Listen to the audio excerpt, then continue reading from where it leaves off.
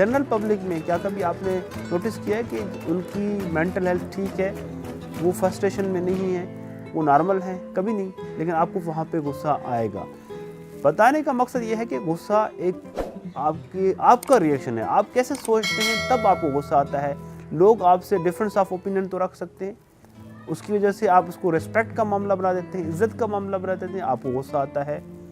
یہ بیسیکلی وجوہات ہیں کہ آپ کی جو چیزیں ہیں فلفل نہیں ہو رہی، اس کی وجہ سے آپ کیا سوچتے ہیں، کس طرح سوچتے ہیں۔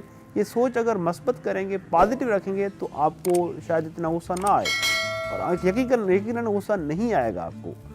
لوگوں کی جو رویے ہیں، لوگوں کا اوپینینز، لوگوں کے جو بھی باتیں ہیں وہ آپ کے لیے میٹر نہیں کرنے چاہیے، کیونکہ لوگوں کو رائٹ ہے کہ آپ سے ڈفرینس آف اوپینین رکھیں، آپ جو چاہتے ہیں وہ آپ کی فلفل نہ کریں، دے ہیو دا رائٹ۔